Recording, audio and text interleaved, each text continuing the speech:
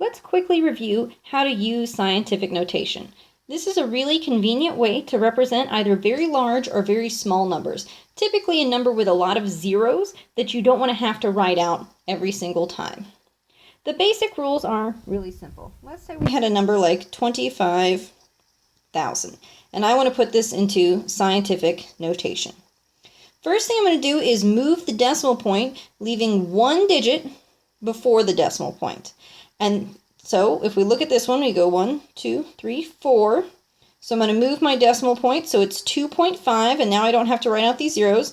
I'm going to add times 10, and then I'm going to give that 10 an exponent.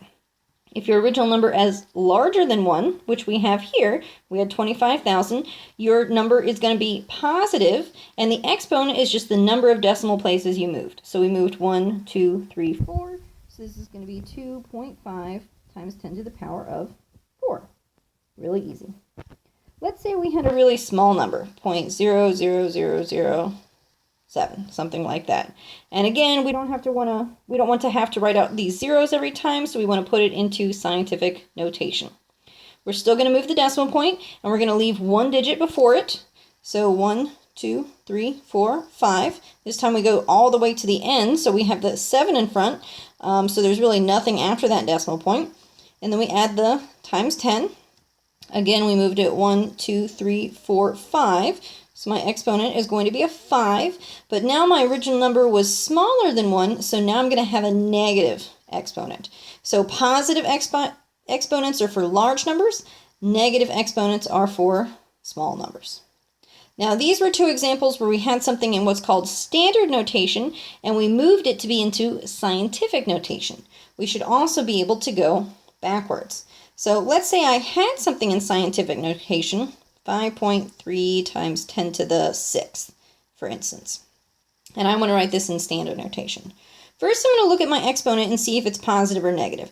Here it's positive, and that tells me my original number is larger than 1. So when I move this decimal place, I don't want to make this number smaller, I want to make it bigger, so I'm going to move to the right. So just keep in mind, positive exponent means you start with a big number.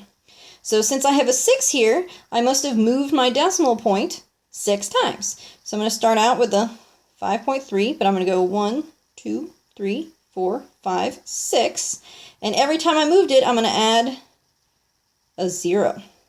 So now we can see we went 1, 2, 3, 4, 5, 6. So I'm going to move my decimal point back to the end. So this is 5300000. Oops. And if we want to put in our commas, 5,300,000. So we can see it's really cumbersome with all those zeros. That's why we had it in this scientific notation. Same deal if you have a negative exponent. Say 2.4 times 10 to the negative 2, for instance. We say, okay, I'm going to move my decimal point. This time my exponent is negative, so I need to make my original number smaller than 1. So I have 2.4, and I'm going to move it twice, because that's a 2. 1, 2. And I just add a 0 right here.